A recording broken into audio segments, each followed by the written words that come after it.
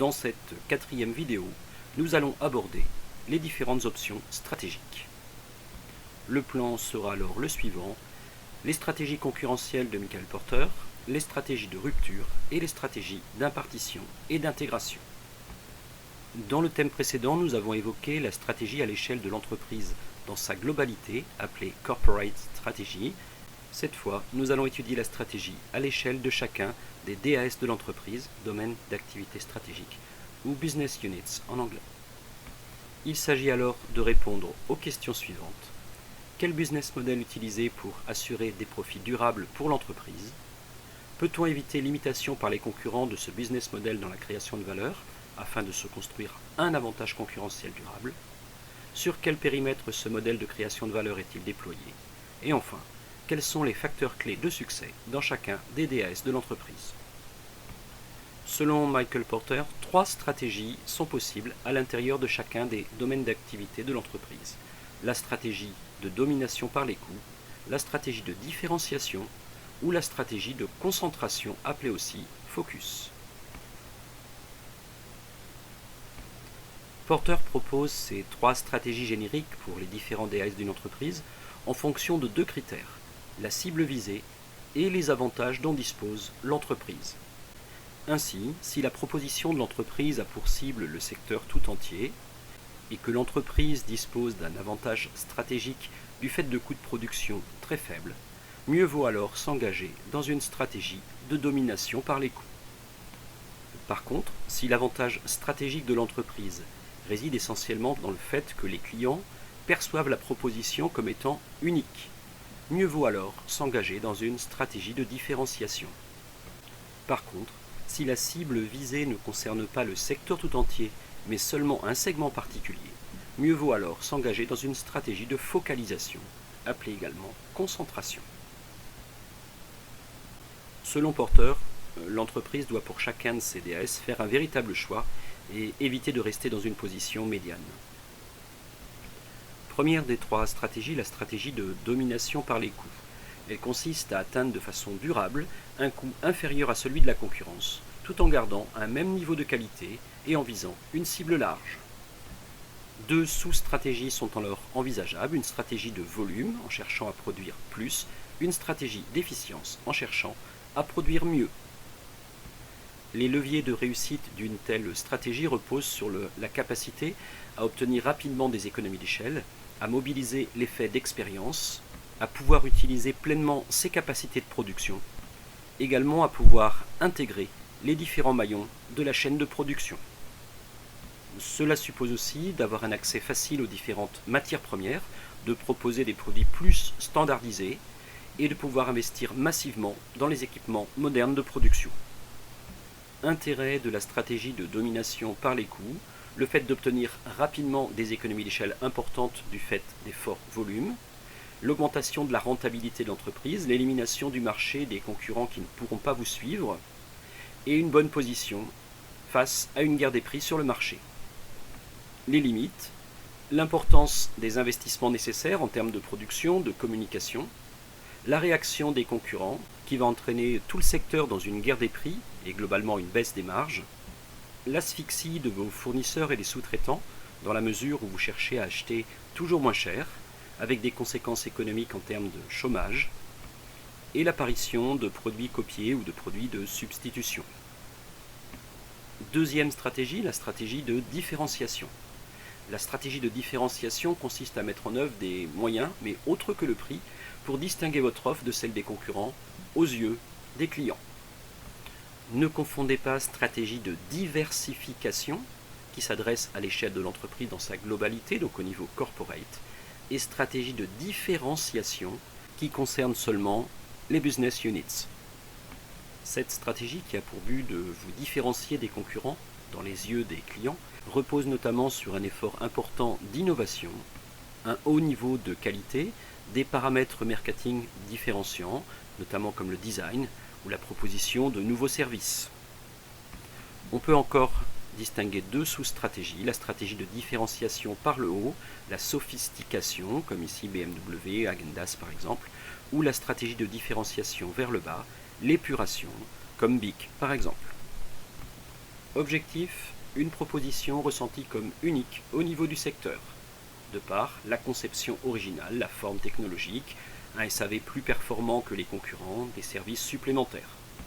Les avantages de cette stratégie, la fidélisation de la clientèle, certains sont sensibles à la marque Sony, iPhone ou autre, la réduction de la sensibilité au prix, le client est moins sensible à l'augmentation du prix, l'augmentation des marges pour l'entreprise et le fait d'imposer une barrière à l'entrée pour la concurrence. La limite principale pour cette stratégie est le risque de non-perception de la différence par la clientèle. En gros, pourquoi j'irais payer plus cher si je ne vois pas la différence avec le produit concurrent? Ainsi, pour avoir un avantage concurrentiel durable par la stratégie de différenciation, il est nécessaire que celle-ci soit significative, donc perceptible par le client, économiquement viable, c'est-à-dire avoir une demande suffisante en face, et défendable sur le long terme. Troisième stratégie proposée par Porter, la stratégie de focalisation ou encore de concentration ou de niche. Il s'agit cette fois de développer son avantage concurrentiel sur un petit nombre de segments, voire même sur un segment unique, une niche.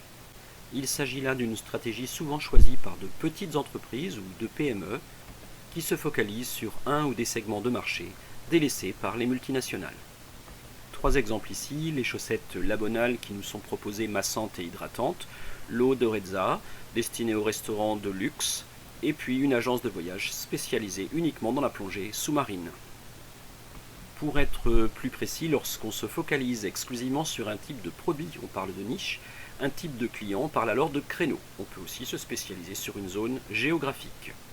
Cette stratégie permet notamment à une PME d'exploiter un savoir-faire qu'elle maîtrise parfaitement, tout en maîtrisant les moyens financiers nécessaires à son activité.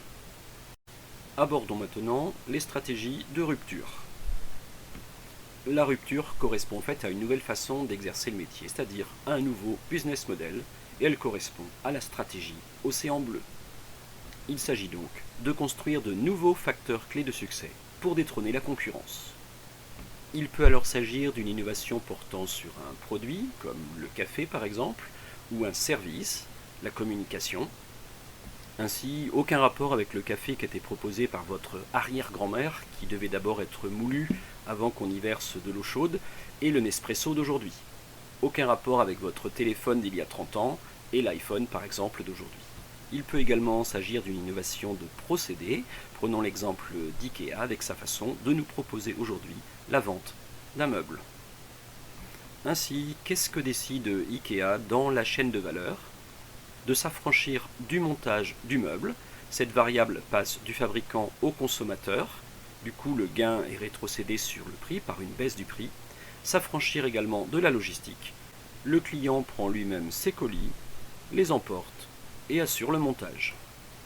Ainsi, IKEA a créé le meuble en kit, le self-service, une grande surface de vente, a éliminé le meuble fini, les aspects liés à la logistique avec la livraison, a réduit beaucoup sur la qualité et le prix, mais a augmenté globalement le design et l'assortiment proposé. Ainsi, toutes les industries connaissent leur phase océan bleu lors de la phase d'innovation, puis océan rouge lors de la montée de la concurrence. Il en est de même dans la téléphonie. Attention cependant à bien détecter les véritables ruptures, ainsi Kodak est un exemple bien connu d'entreprise qui n'a pas su prendre à temps le virage du numérique. Abordons maintenant la dernière partie, les stratégies d'impartition et d'intégration. Les stratégies d'impartition sont des relations de coopération entre entreprises qui peuvent prendre la forme soit d'alliance, soit d'une externalisation. Elles sont ainsi un compromis entre les fusions et acquisitions dans le cadre d'une croissance externe et les simples relations de marché dans le cadre d'un partenariat avec des fournisseurs. Dans le cas d'une alliance, il y a alors association entre plusieurs entreprises qui restent juridiquement indépendantes. L'objectif de cette alliance entre entreprises peut être d'éviter les coûts qui seraient liés à la croissance externe, de réduire les coûts globalement en les partageant entre plusieurs entreprises, de profiter d'effets de synergie, d'obtenir de nouvelles compétences, de mieux rentabiliser les investissements ou de valoriser une invention par exemple. Les objectifs de cette alliance entre entreprises peuvent également être liés au marché, en recherchant à obtenir une taille critique plus rapidement, permettant l'accès à de nouveaux marchés ensemble, parfois avec la volonté de neutraliser un concurrent à l'étranger par exemple, ou bien aussi pour trouver du financement plus aisément auprès des banquiers. Différentes modalités de stratégie de coopération sont alors envisageables. Tout d'abord, la création de structures communes, comme la création d'une co-entreprise, en anglais une joint venture, qui correspond à une filiale commune entre deux entreprises.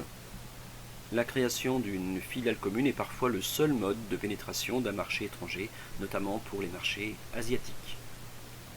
Ce peut également être la création d'un GIE, groupement d'intérêt économique, dans lequel les membres vont mettre en commun des moyens financiers pour financer des études de recherche, d'études de marché par exemple, vont partager les recettes et les dépenses tout en restant juridiquement indépendants. La stratégie de coopération entre entreprises peut également prendre la forme de partage de savoir-faire, avec par exemple le portage, ou en anglais le piggyback. Il s'agit dans ce cas de l'utilisation pour une PME du réseau commercial d'une plus grande entreprise moyennant une commission. Il peut encore s'agir de se développer par le système de la franchise ou de la cession de licence. La franchise est un contrat entre un franchiseur et des franchisés qui vont utiliser le savoir-faire et la marque du franchiseur. La franchise permet ainsi de se développer très rapidement, sans contrainte financière de la part du franchiseur, puisque c'est le franchisé qui supporte les coûts financiers. Autre stratégie de coopération entre entreprises, la sous-traitance, qui consiste pour un donneur d'ordre à confier une partie de sa production à une autre entreprise, soit dans le cadre d'une sous-traitance de capacité de production, soit de sous-traitance de spécialité lorsque l'entreprise n'a pas les compétences. La coopération peut enfin prendre la forme de l'externalisation en confiant une partie de la chaîne de valeur à une entreprise spécialisée. Ainsi, un grand nombre d'entreprises ont délégué leurs activités de comptabilité ou relatives à la paye. Dans le cas d'alliance avec divers partenaires, il est important de mettre un cahier des charges en place et d'effectuer un contrôle rigoureux. L'intérêt de la sous-traitance pour l'entreprise réside dans le fait qu'elle aura moins d'investissements industriels à réaliser, qu'elle est plus flexible et qu'elle transfère le risque sur les sous-traitants. L'intérêt de l'externalisation de certains services est la transformation de frais qui auraient été fixes dans l'entreprise en payant du personnel en frais variables sur facture.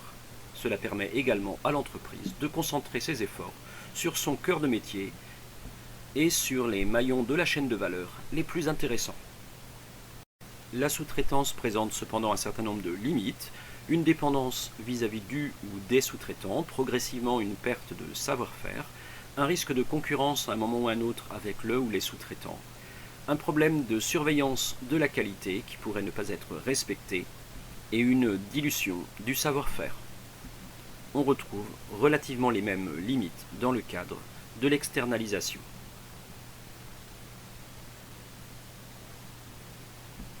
Terminons par les stratégies d'intégration verticale qui peuvent prendre deux formes.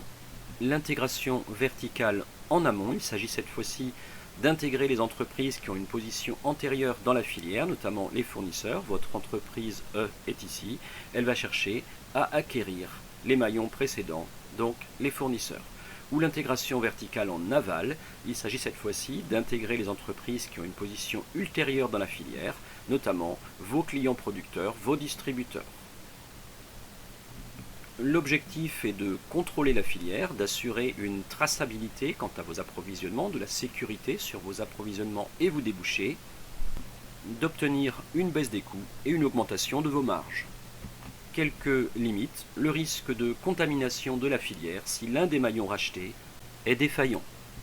Peut également se poser un problème d'intégration de la nouvelle entreprise achetée, en termes de doublons dans le personnel, de différences de culture aussi. L'entreprise Intermarché est un exemple d'intégration verticale puisque l'entreprise dispose de sa propre flotte de bateaux pour la pêche, assure la transformation et la distribution de ses produits. Voilà, la prochaine petite vidéo présentera un résumé des termes clés qui ont été mobilisés dans les 4 vidéos précédentes.